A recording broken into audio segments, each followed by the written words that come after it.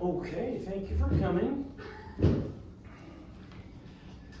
going to read the bio from the back of the lovely little chapbook I made for Sam. And there are plenty of copies of these. If you want to take a copy to give to a friend, I'm perfectly okay with it. And I will just reprint them as necessary. There are a whole bunch of chapbooks here. I'm going to put it just outside the door of all the previous poets that have read with us.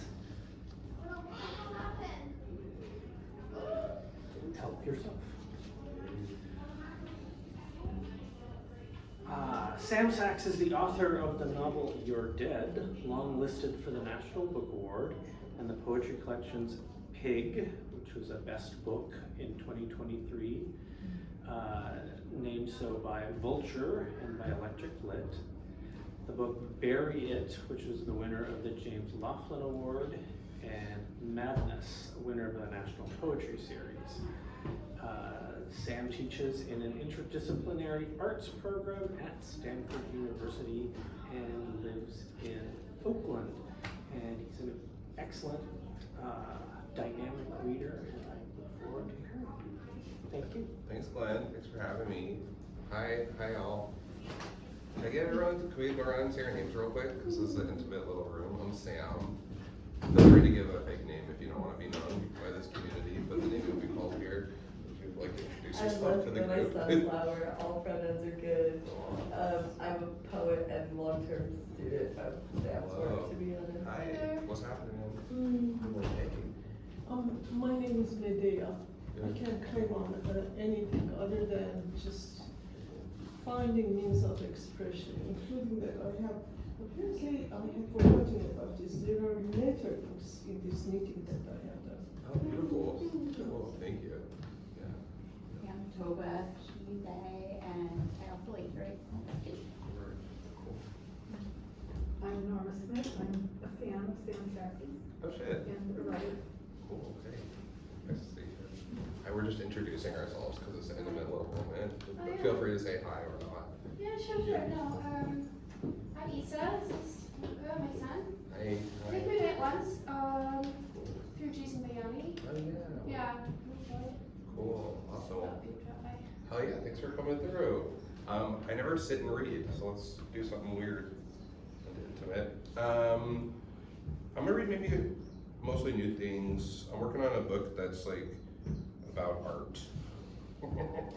And it borrows its sort of like formal art disciplinary strategies from other art disciplines in theory. We'll know. We'll see if that works. So this is the first poem in that little chapbook. It's called Against Keats, who was a poet.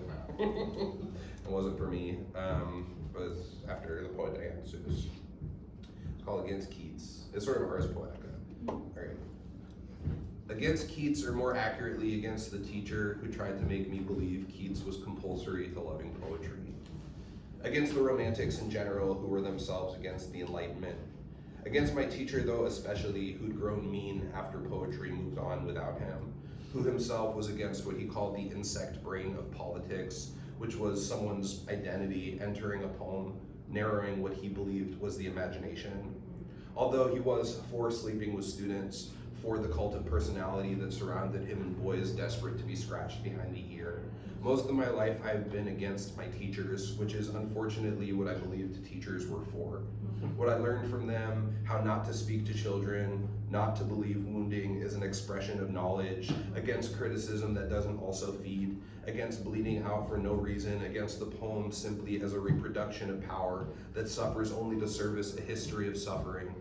Perhaps one day Keats will be for me, although that day has yet to come. So many writers I was once against have since made themselves indispensable to my breathing, have resutured the shattered windows of my lungs. All it took was age or loss or patience. All I've taken and all that's been taken away. I want so badly to be for more things than I am against, for foreskin and for the cut, for the feeling that comes up different each time you return to the same text, for the beloved hiding disemboweled and dreaming inside the lyric, for the way music passes through you like clean augury, for these names writ in water, for the silence that follows sex, for reading my friends, for my friends across the country, reading something I'd written, smiling quietly in disgust, shaking their heads, for being held, for being uttered, for beholding my beloveds.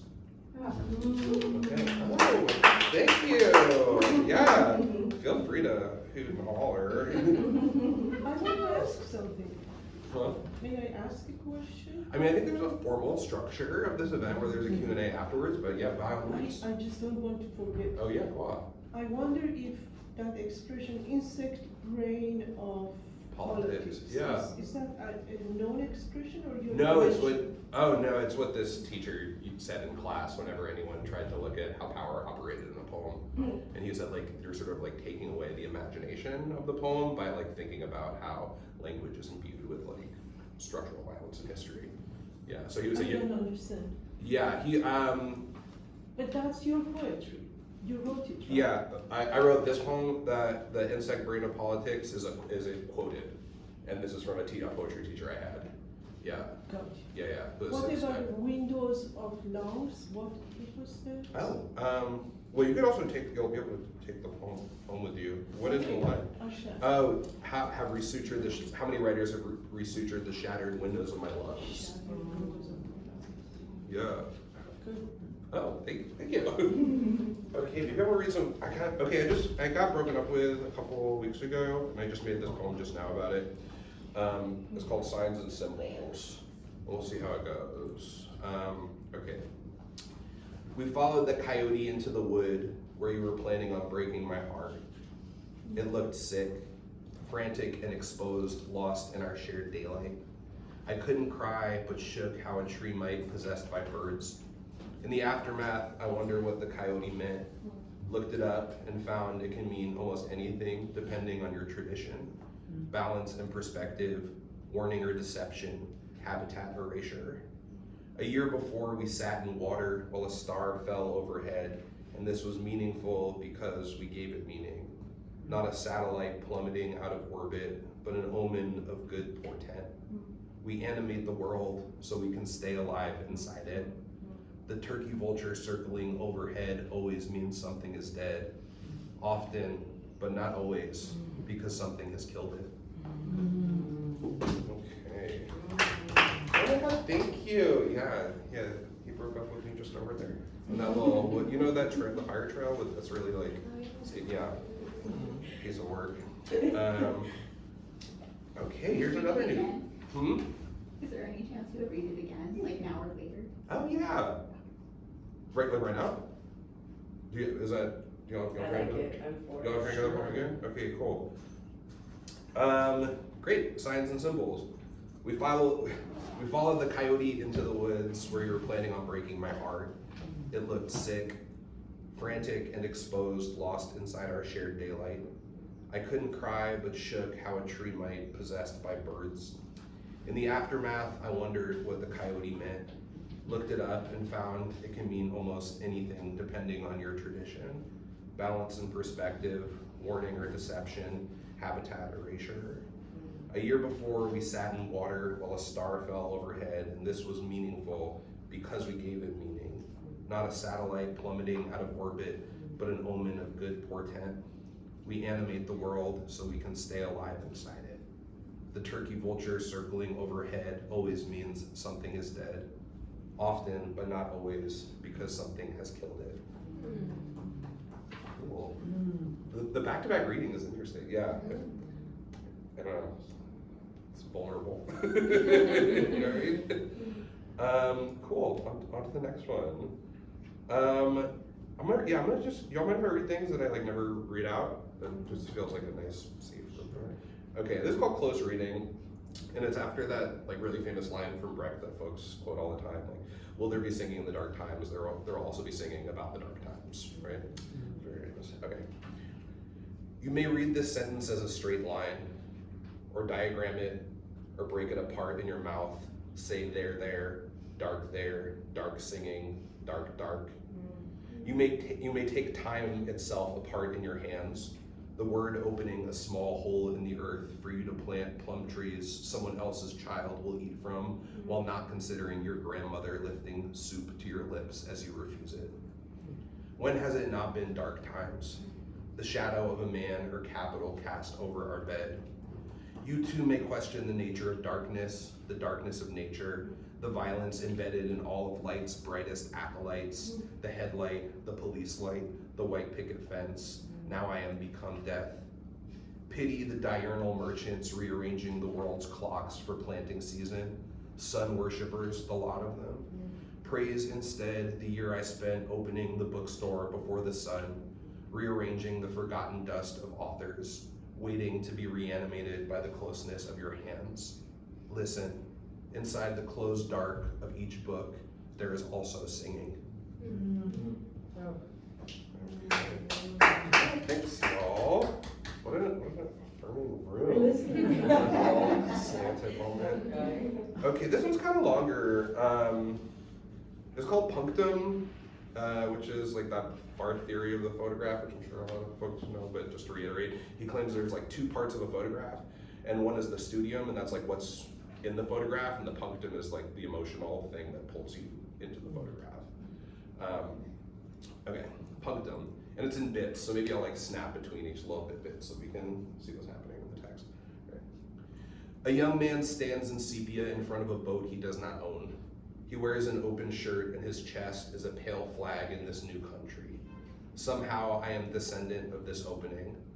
I know he'd be ashamed if he knew me. No boat, no country, shirts with buttons. I tell my students the punctum is what pricks the viewer, a small distinct point, the opening of a tear duct, a tear. My mother is a girl behind a guitar fingering the few chords she knew but wouldn't know how to play now. She knows she's being photographed, pretends to be lost in the song. What's the difference between singing or pretending to sing if the image doesn't hold sound? Everything. Half of me is inside her somewhere, in the image, if not the imagination. What a selfish way to look at another person. Hair parted like black curtains. All I can see is the light hurting itself, passing through her window. I tell my students we each have our own punctum, not knowing if this is true. I show a famous photograph of a suffering child and they all point to different grief inside the image. I think it was a bad lesson. We learned nothing about photography, only ourselves.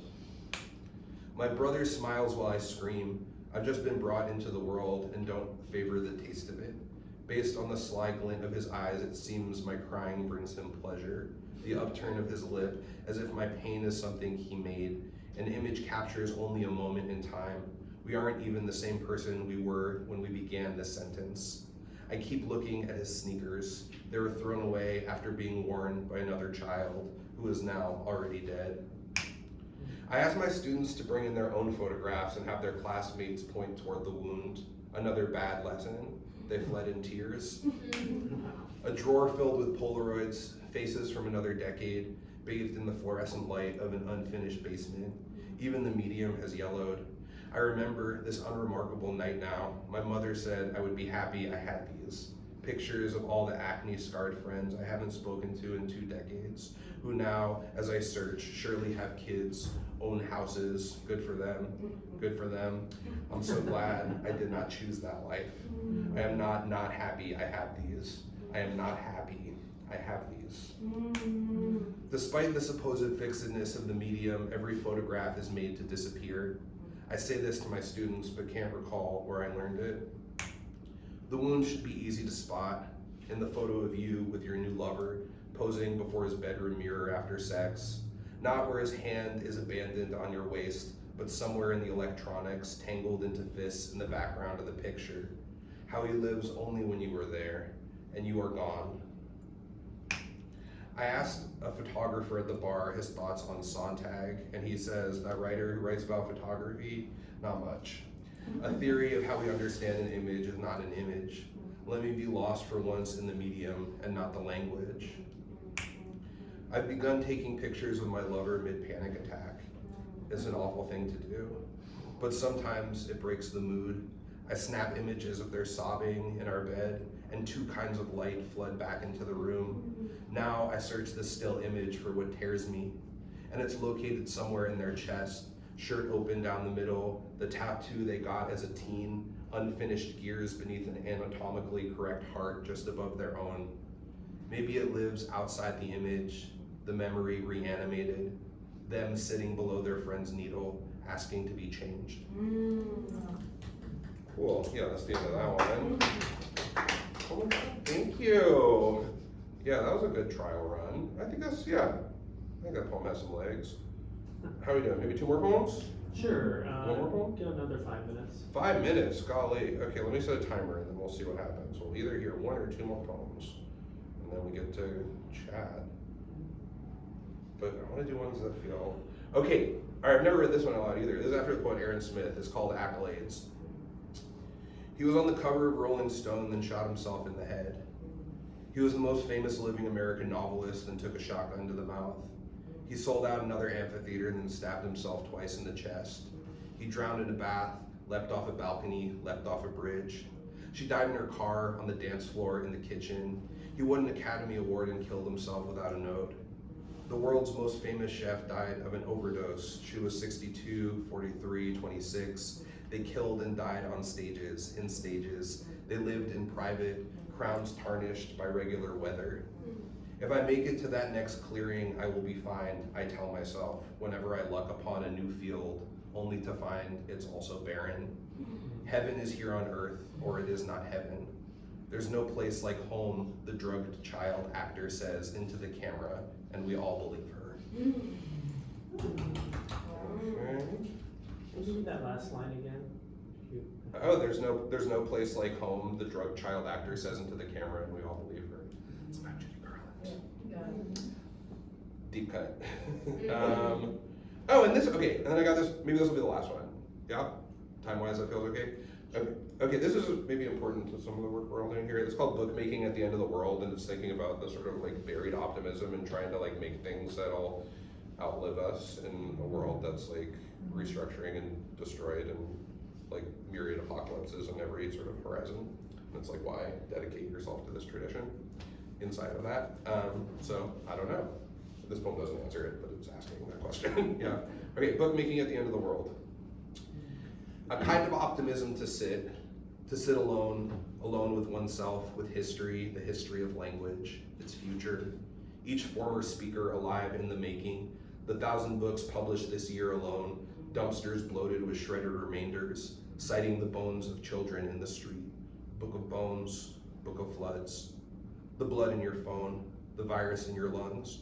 The poem that names the scorpion lung book, holes that open and close in the body mean you're breathing. The dead rising incalculable, in Cunabula penned in blood. The page gutted with irreplaceable names, each taken from language and given back, each a universe collapsing. Each a universe collapsing, toiling in the dark, imagining habitable futures, to believe in future readers, in the future at all. Even to despair in language is to reach a hand out into the dark, hoping to find another reaching back. Even raging alone in one's isolated mind is to find something sharp inside the living. Apologies to the trees, to the landfills filled with screen readers, the colophons filleting gaunt serifs. Yawn the nightmare industry of publishing, crowned with gold-framed portraits of the worst people you know. Dodge the pragmatist's limited imagination. Of course, poetry survives death, but this might be the least interesting thing about it. Fuck the document, the canon, the archive. We arrive here first because it names the living. It gives the living a name. Spine cracking open to let the good marrow run out. We first passed hand-folded poems printed with ink stolen from our jobs. We carried the word like the breaded and fried body of God on our tongues. Now I'm trying to name one true thing about the present. The world was already over before I began making this. I was sure to be dead at 30, and now I've outlived so many clothings. We owe our children only what we're willing to plant in the earth ourselves. Hope is a word with 3 holes in it, and each is slowly filling with water. Beloved, this is the only book we've got. Rotted Ark, Boat of Rot. Cool. Thanks, y'all. Thank you, Sam. I fucked up that last line. This is the only boat we've got. Rotted book. Rotted book of art. You can read it again if you feel. Well. Yeah, read it again. Read it one more time. Not the whole thing. There's so much in that poem. But the last line, yeah, hope is a word with 3 holes in it, and each is slowly filling with water. Beloved, this is the only boat we've got. Rotted ark, book of rot. There we go. That's the poem. Thank you. Oh. Do you want to tell how you last somewhere? Oh, I heard that last line is write a book. Yeah, I mean, I don't know. One solution or one answer. Possible. Thanks for listening to my poetry, y'all. Thank you for coming. Yeah. When I interview people, I always like to start with the my obsession. That is poetry. It's this whole kind of separate place from mainstream, although everybody knows it exists. What led you to poetry? Yeah, I was like an interdisciplinary artist as a child. Because I think all children are, you know what I mean? Like all children just like take the mediums that are most moving to them, or like find the proper container for their imaginations, right? And so I did a lot of things. I was like a playwright and a really bad rapper, and I was in this like devised puppeteer crew, and we made like devised performance artworks. So I don't know. I think when I decided to like dedicate my life to poems, I graduated college into the 2009 like financial crisis, but also to be honest, I like invented a major called social change and identity performance, and like wasn't really looking for a job. So I lived in a car for 1.5 years with 3 buddies who are mostly scattered around the Bay now, but I don't talk to anymore. But yeah, we lived in a car and we did these like immersive poetry for like led performance works where I had like a little loop pedal and I was like making music, and we had costumes, we had like, and so we would do these like lock-ins where it'd be like, it's a zombie apocalypse, or like the world is ending outside, we're all locked in this room, and like here we're gonna like do this like poetry first performance thing, and no one can leave. Or we would do like that, or like we would get invited to read in a pizza shop because we wouldn't get booked at poetry shows because we weren't that talented, or didn't have connections with other poetry people. And then we got robbed outside of, in like this really terrifying motel in Dallas that like was half blown out. There was like a meth lab in it that got half blown out, and we were like locked in our room, and then someone busted out all the windows of our car and took all of our accoutrement, like our various sort of like scaffoldings that ornamented our performances. And so then we just had another year of touring with just like our bodies and voices. And then I think it was like once we sort of stripped away everything else, I was just like, oh, like all you need is like an inherited language tradition and the capacity to like shape and change it in order to like both transform your experience of the world and also be transformed as a listener by this art practice. And I was like, oh, this is like the closest thing to like magic that I could imagine, right? That you like say something and then a person breathes alongside that and like it changes how they see the world. And vice versa, right? As a listener, you're like co-creating meaning with a poet. And I also got to see like how poetry organizes community like around the country, you know? So like, I don't know, I feel like every town had a place where people gathered, and that place also like fed people or like helped folks with childcare, or you know, like there was like this sort of a material or physical component of it too. And so yeah, so I think from there I was like, let me do this. The cultural component of what is common to poetry and other community. Is that kind of what you mean? Yeah. And then it's like like it's both our oldest art form and like a living one that can exist outside of like larger institutional apparatuses. You know what I mean? Just like folks who hang out at a coffee shop every like twice a month or something, right? Rather than a state-sanctioned sponsored art practice. As a, you talk in your pieces here about teaching. Yeah. And at what point did you move into teaching from performance? Yeah, you know, I kind of always had it along, like when I started making poems, I would always be facilitating workshops. I used to do queer youth writing workshops in this like rec center in the Castro in San Francisco. We would do I ran like a monthly poetry show for many years here in the Bay in the early 2013s, and so would teach, we would do a writing workshop before then. So it's kind of always been a part of my writing practice is community oriented, generative writing practices. But then I went to graduate school because, well, for a lot of reasons, but I think that put me into the, I toured a bunch actually before then and did a lot of college classroom visits, but I think going to graduate school put me in a university classroom again in a way that I hadn't expected, because I hated college and didn't want to be involved in the university at all, And then, is that where you're teaching through Stanford? Yeah. Currently? Yeah, I've been there for 5 years right now. Yeah, I teach in an interdisciplinary arts program for freshmen, so it's a year-long immersive arts program, and we bring in scholars and artists from different fields, and we kind of just get to play around. It's pretty fun. Yeah, it's a good time. If you can snag a job that pays your bills and you enjoy, you're ahead. Yeah, I mean, it's the best job I've ever had, and I hate it. You know what I mean? Okay, so I feel very lucky for it, but I think I'd rather not. Yeah, if I could just have a king patron, that would be a lot. Yeah, I'm blaming for that. The old books that you find of Keats, for instance. I don't think he had a lord as a patron, but there sure were a lot of poets who would start their books, poets and fiction writers, start their books with these encomiums. It's oh, my patron is just the most amazing guy ever. It's thanks for the money. And in our,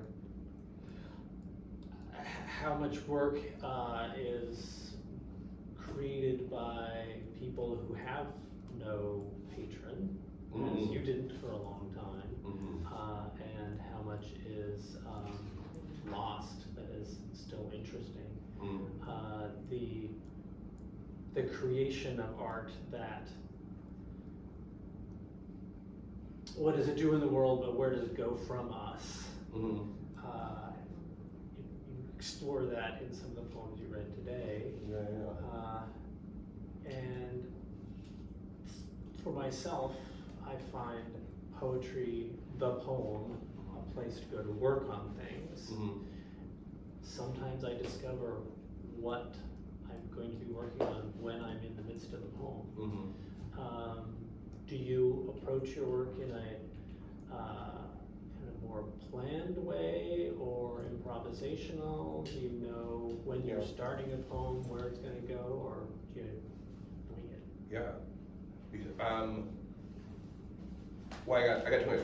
The first thing I want to say is there's this weird expectation inside the university for students that that's a place where art lives, which I just don't think is true, right? It's just a place where poetry or writing is studied, and you can get closer to it. But I don't know, it's wild to meet young people who are this is the home of the birth of a creative impulse, instead of a place where you can learn a tradition of studying it. I guess that's one thing that kind of emerged from what you were saying for me. When I'm making things, I don't know, when you're reading a poem, I feel it teaches you how to read it. And I think that's the same thing whenever I'm making a piece of writing. And so, I think each poem has a different kind of logic to its unfolding as I'm writing it. So sometimes it's a first line that I'll follow sonically and then evolve that. Sometimes there's an inherited formal tradition I want to queer or fuck up a little bit. And so I'll how can I corrupt the sonnet to make it do something it hasn't historically done? Or sometimes I'll take a formal constraint from the world and let that be the engine for the making of the poem. I love that Denise Levertov essay, whose title I cannot remember right now because I was out really late last night. You know what I'm talking about? It's on organic form. Notes on organic form. There we go. I find that really useful, right? And that's about sort of thinking about the formal constraints you can gain from the world around you. So I don't know. often I'll try to work inside a larger container. So like I'm working on this book project right now that all those poems came out of, and so like that's like very loosely just thinking about how other sort of art traditions or art practices or disciplinary histories can like inform a creative piece of writing.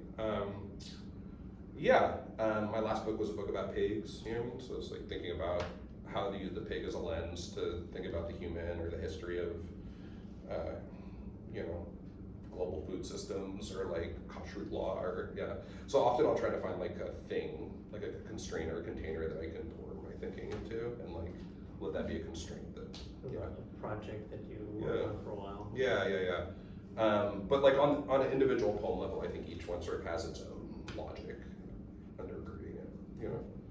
But that moment you're describing, right, where you uncover what the poem is about, or like what the thing you're writing toward is actually, is I think one of the most sort of like epiphanic, profound moments that can happen when writing, and it's like clear when reading, when that happens for a writer, you know what I mean?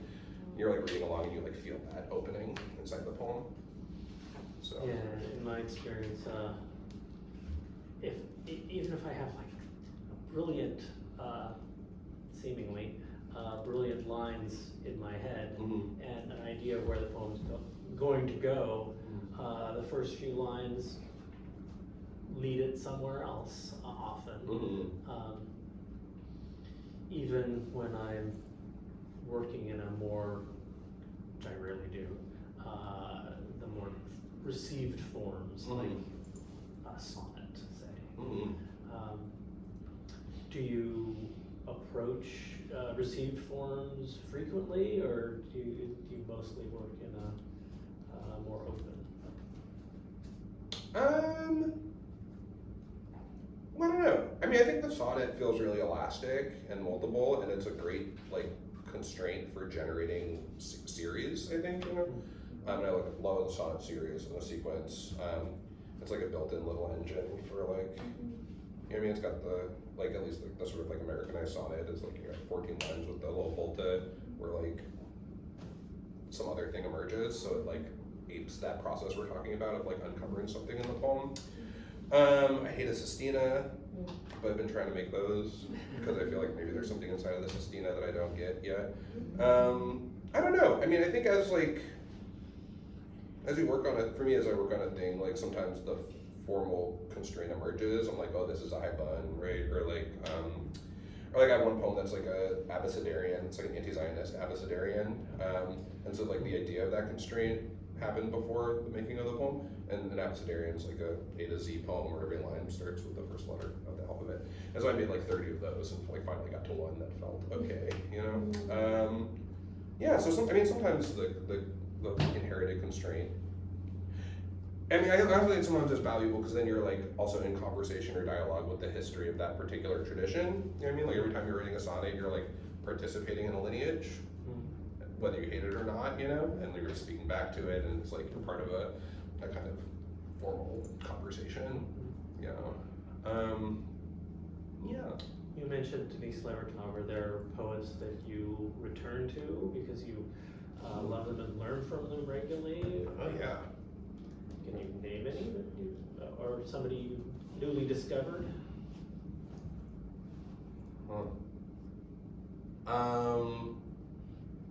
Poets I return to regularly. I feel like for a while, this like Frank Stanford was a poet I kept coming back to because it offered a different kind of permission.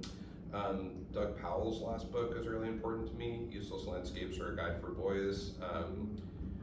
He's like able to hold a kind of like highly ornamented, elevated language that like with other poets would feel alienating, but to me feels like an invitation into the text in a way that I find really moving. Shrikant Reddy's last book is really amazing. It's called Underworld Lit, and it's like this hybrid book that's part college syllabus, part cancer journal, part like narrative of this like character who like moves through various sort of cultural traditions, underworlds, and so it's like weaves it together in this. I've never read anything like it before. I don't know, all kinds of folks. Those are some of the ones that are coming to mind right now, though. you don't have to be an encyclopedia reeling off everything, but, Wow, I I'm mean, just curious if there was something that, somebody who loved that,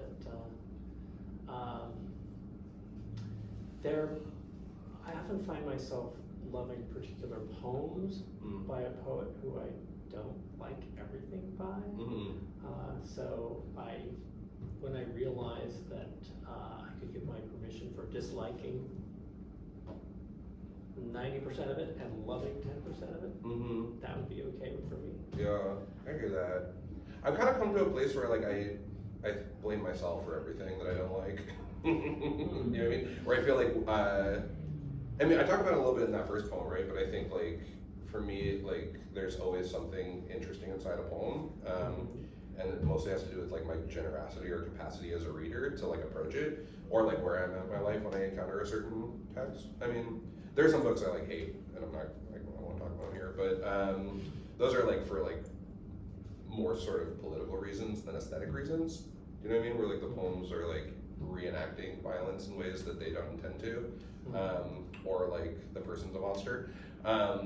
But yeah, maybe that's a different conversation though. But yeah, and maybe it's also teaching is like, I feel like I don't feel like I evaluate my students' work. You know what I mean?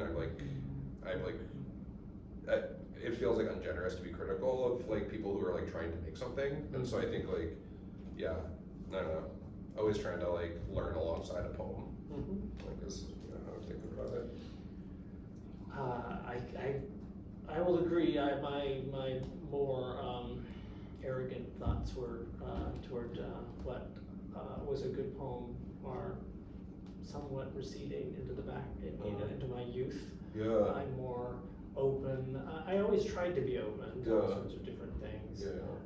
But I would fix on something that I really liked, and that was what I liked. I'm tired of the other stuff. For sure. Yeah, I was a real hater for a while. And I mean, I still hate a lot of things, but I don't want that to be the driving engine of my life anymore, if possible. You know what I mean? You know, some generosity and openness even to things that maybe I still don't like it, but okay, I can see something of interest in it. Yeah. That was one of the things that one of the attitudes I tried to cultivate for sitting through open mics. Listening to those things that I liked. Yeah. And like, okay, listening for interesting things that had to happen.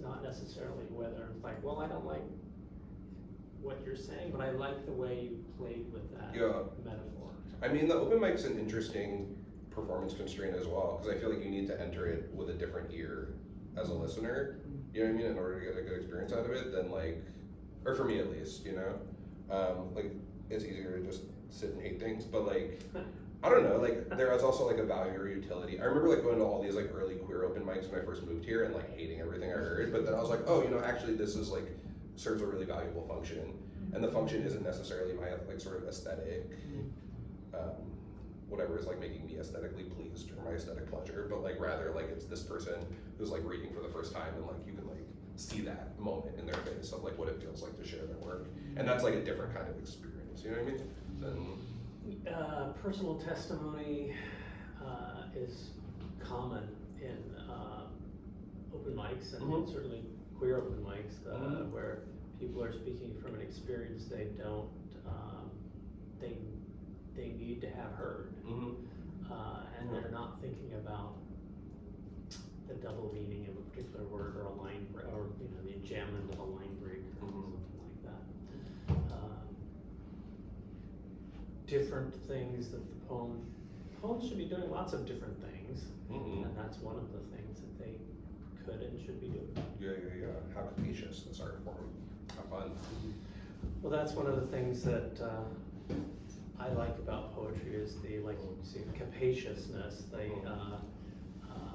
It can be very serious, but even at its most serious, I want it to be also playful. And that's one of the things that I find appealing about yours.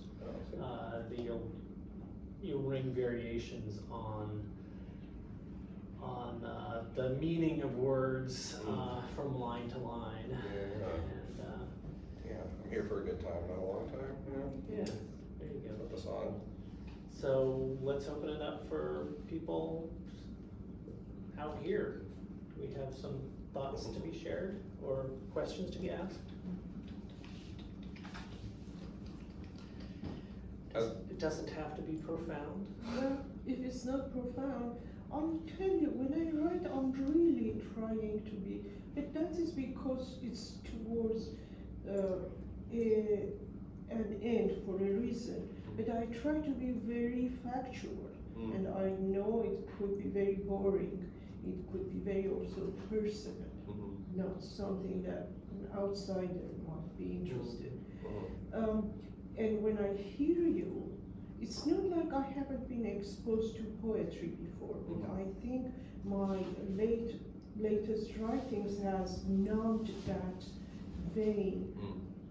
So when I hear you today, it's like a representational art versus an abstract art, the comparison. And an abstract, colorful, interesting, meaningful art, not just haphazard, something you can't understand. This is my thought. Interesting. Yeah. Thanks. Is there a question in it, or mostly just sort of like? Well, I don't know if it was meant to be a question. Yeah, just a but reflection. I don't mind hearing it feedback. Oh. No, I don't know feedback. I think it's interesting. Yeah. Okay, so I was thinking a little bit of like Toni Morrison's essay, "The Site of Memory," where she's thinking about the space between fact and fiction, and like where facts fail, right? Or like the factual representation of a thing sort of can't illuminate the interior experience of like the folks she's writing about, and so like it needs to be in fiction, or it needs to be like through the imagination, or through the sort of like askance representation of a thing. Was just what I was thinking about. See, this is the point. You make it really much more meaningful than what I said, and you used just a few words. Oh yeah, well she did That is that. poetry. Yeah. I guess that is the essence of poetry. I like that too. Yeah, Ursula Le Guin has a good essay on that too, which I love. About like truth in fiction. As it's the introduction, I think, to The Left Hand of Darkness, the book. It's also a good text to go to that approaches that question. Yeah. Is it, okay, I have, well, yeah, you're amazing. Thank you for gracing us with your work and Thank your presence you. today. Can I read all the questions I wrote down and then you can just choose because, or can I also talk to you one at some other time in life? Yeah, sure. I mean, yes to all of it. But you start with These the are my questions, and okay. Well, I was curious about that anecdote you shared about the kids and like when you had them look for the wounds in each other's photos. Like, Oh yeah. what were you doing and what happened and all of that? Anyway, that was Like why did I do that? yeah. As a Why teacher? did you do that? Pedagogically? Well, I won't do it again, but I think it was like trying to take a sort of abstract concept and ground it in like their lives and their relationship to photography, right? And like thinking about how they document something and what they see and don't see inside of their own looking, you know? That was the idea behind it. But Were they selfies? it was just photos that they found meaningful from their life, you know? But were they looking for wounds in each other's photos? Yeah, or they're like, what's the punk? They're trying to name the punctum in the Okay. the lesson around that. Okay. I was imagining them like trying to guess what each other's traumas were or something like that because they all left crying. I mean, it sort of ended up being what it was, but that wasn't the intention of the lesson. You know what I mean? Yeah, for some folks. And then, okay, I'm curious about with like reading out loud, like I guess like spoken word versus, you know, like do you write certain works in order with the intention of, you know, that versus and then other ones that. Yeah. My answer to that question's kind of changed over time. So I think, like when I started out, I came from a performance tradition, you know, and I came up through Poetry Slam here in the Bay, and I thought the sort of space, like I thought a poem should be impactful on the page and in the air and when you read it aloud and like the work it does in your mind as you know, and there's like a sort of sonic question that's inside of that. But I don't know, I mean, I think the poem on the page has a different relationship to time, you know? And so like, they can be the same poem read aloud or as you read it, but they also like are profoundly different. I would say like each time I read a poem too, it's a different poem, right? Because you're responding to the like architecture of the space, the time of day, the political moment you're in, who's in the room with you, right? And so when you're like saying a poem aloud, it takes on different meanings and has different valences. When you hear a poem out aloud once, you know, like you can hear it one time, you latch on to sort of what's impactful or moving, you maybe like can follow a narrative thread, you maybe are like holding on to a refrain, yeah, or like the function of repetition for a poem read aloud is like also different than a poem on the page. And when you're reading a poem on the page, I mean, you could stop in the middle of it and come back to it a month later and return. You could like reread the same line again and again. So they have different sort of like formal mechanics that can be exploited or played with in different ways. I have some poems that like wouldn't work aloud, you know, and like they're meant to be like sort of just read. Like I have this one poem in my last book where I like asked the reader to write down the name of the person they love most and cut it out and eat it. Which is like, I could say it aloud and that's an experience, but I think like encountering that in the middle of the book also has like a different relationship, like invites a different relationship between the reader and like the book as an object and how you can like queer or corrupt the book, like what it means to sort of like tear a book, like be invited to tear a book is also like, yeah, so I guess to answer your question, yeah, it's like, in the same way that I was talking to Glenn about like each poem sort of having a different like logic in its construction, I think that plays a part of it too. But I would say also like reading aloud is always part of my editorial process, you know? And like hearing what it sounds like, seeing what the poem does to a listener, right, is like valuable data. You know? So do you always read when you're working on a poem, you always read it aloud? Yeah. Yeah. I think so, more or less, for most of them. Cool. Yeah. Sorry, I have a question, but should we finish? Yeah, always, yeah. Yeah, so, yeah, I'm interested like you are in the way that language holds power, holds language is a domination and so on. And I also teach writing to college students. Yeah. So, I guess just I have a bunch of questions I could ask you about that. In terms of writing a poem, do you think that a poem can be an act of violence? To me, it feels like something like when you write a poem, you're making a relationship with something that ultimately leads you away from that. But I wonder, in your own experience, if there's something particular to poetry that really forces us to wrestle with the urge to dominate or destroy. That's inherent in all of us, right? I mean, it's Interesting. Sorry, I sitting with it. I don't know. I think no. Yeah. For me, like, or I think like a poem, like, I think there's like my own personal investment about what I think poems that I like can do or be, and then there's what the sort of like the various sort of traditions poems can operate, you know, inside of. So like, I don't know. I mean, I think there's plenty of, and maybe I'm misunderstanding your question, but I think there's like plenty of poems that like thoughtlessly sort of reproduce power and structures of violence, you know, and like don't do this work to interrogate like both where that language comes from or where that, you know. And I think like often it used to blow up all the time on social media, right, where like someone would like publish a poem and then be like, oh, I didn't even think that like I was writing in this person's voice and like that could be harmful, right, or whatever. I think poems have the capacity to resist it, which I think is really moving, but I don't know if there's anything inherent in poetry that is, to my mind, like counter-hegemonic, you know? Okay. Yeah. So you feel like, yeah, I see what you're saying, that there are lots of thoughtless poems that are written out there, and they're still poems, they're just thoughtless ones. Yeah. I mean, yeah, I guess I'm also thinking of like, I don't know. I mean, like the reach of a poem is complicated or dependent. I mean, even that like Ilya Kaminsky poem, which I love, like We Lived Happily During the War, right? Like I think there's like really useful criticism that thinks about how it like cosigns a kind of acceptance of like neoliberal violence to like name the experience of like living inside of structured domination and be like, it was hard, it's complicated, and we lived happily through it, right? Like, can be read in a way that's like resistant to that, or also like can be read as a kind of Reproducing it without interrogating it? yeah. For instance, I mean, I like that poem, but I'm moved by that poem, but I also think that has to do with. I don't think I know what poem you're talking about.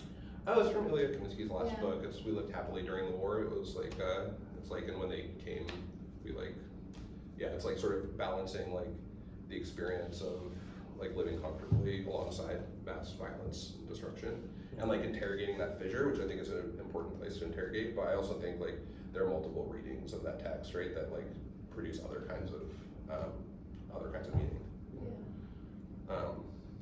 Yeah, I don't know. I have to say though, listening to him read it Yeah. is full of pathos. It's Mhm. full. It doesn't just feel like it's pretty. Totally. You have to talk to that critique to it necessarily. But there's just something about reading versus experiencing. Oh, yeah. The poet read it and Totally. with our bodies. I love that, yeah. Yeah. I think that's like tied a little bit into that, my last answer, right, about like where like a poem on the page or a poem you see online does like different kinds of work than it does in the air, right? And like each time you encounter the text, you and the text are different, you know? Yeah, absolutely. But yeah, I don't know. Like I think poetry has the capacity to do profound transformative I work. feel like You know, I just don't know if it's I feel innate. like it asks. Yeah. Yeah. I feel like it asks me. You know, it asks that of me, but. Mm. Obviously, there's a million ars poeticas out there. Yeah. A bajillion. You know, like I open every class, almost every class I have with that Audre Lorde essay, Poetry's Not a Luxury. Yeah. And it's like wild for how many students of literature, like they come to that like really late, you know what I mean? Yeah. Or I'm like even thinking about being in graduate school and like having a teacher be like, we're gonna have a day where we think about what poetry's impact on the world can be. You know what I mean? Like how does a poem like exist in like the wider world outside of the workshop, you know what I mean? Mm-hmm. And like for so many people I was like, oh, like this, like y'all write for this space, right? Or you write for the, you know, and they just have like really profoundly different investments in what poetry is and can do, you know? Yeah. And like, that's all real and true, it's just like not my, you know, investment as well, yeah. Cool. Yeah, thanks for that question, Thank you. yeah, So I'm not sure if I have a question, yeah. and you've answered some of my questions, but I really appreciate, and congratulations on going to graduate school and not being ruined by it. Oh, I yeah. can really, one of the things I love about your poetry is your voice really comes through, Oh, thanks. and so do your politics. Oh.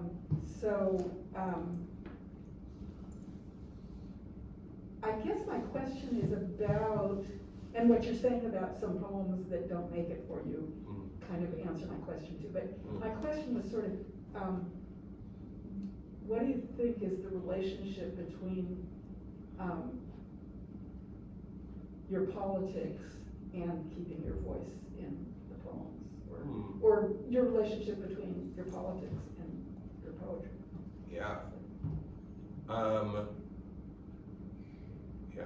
Well, I'll say one thing first. Like, I think it was really useful to have like a wide community of people before I went to graduate school, and like to not go there needing to be reshaped or remade by a thing, but rather like having folks who share like kinship and connection that like could hold me down before going to another space where that might be tested or like. Anyways, I mean, I think they're indelible, entwined, indistinguishable, kind of, yeah. Politics, like those, yeah, and yeah. But the question of voice, I really like, my friend Shira Ehrlichman talks about voice being like multiple and mutable and changing over time, and like the anxiety around a writer finding their voice, like, is one that she tries to like slough off them early, right? Because, I don't know, how I'm talking to y'all is different from how I talk to my partner, to my folks, to how I talked, whatever, 10 years ago when I was living in Texas, or, and so I think like our relationship to language changes as we change, and so I think how my sort of, political analysis also like changes over the course of your life, or once, so like, I think the poems I'm making now are different from the poems I was making when I started making poems. And I think also like, you know, there's like a way in which some folks talk about like a politic as like sort of separate from like the minute particulars of the lived experience, and then to me it kind of feels like all part of the same like bucket of thinking, you know, and that like, I don't know, this poem about my breakup feels like it holds a sort of like similar political lens to like an anti-Zionist poem I might make, or like a poem that like has a different political ideological perspective foregrounded, you know? Yeah, so I don't know, I mean, I think maybe to echo Glenn in a way that like a poem like can be a place to work through or around something, you know? And I love that they don't require a sort of like, I mean, why I prefer poems to nonfiction or to making nonfiction, right, is it's a place more for question asking and for like multiple truths to be held at once. And like that's also kind of politic, you know? Whereas I feel like whenever I'm trying to write an essay, I feel like there's like, and I teach like rhetoric sometimes, and so it's like you need to make like certain kinds of claims, right? And like support your claims in certain kinds of ways, right? And I'm like much more interested and moved by like resonance and disjunction and like how like an image can support like complex argument or way of thinking rather than like sort of laying it out. Did that answer you? Yeah, because, I mean, what I appreciate is that I think your politic infuses your poems even if they're not explicitly Yeah. anti-Zionist or whatever. Yeah. I appreciate that. Thanks.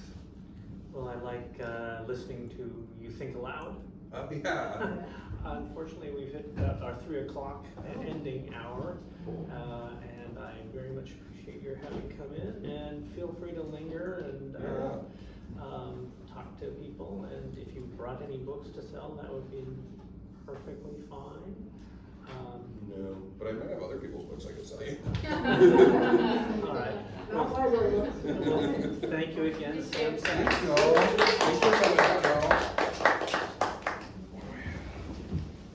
I don't have any books on me. How embarrassing. That's how I'm very. Some student evaluations. Want some? The wet wipes.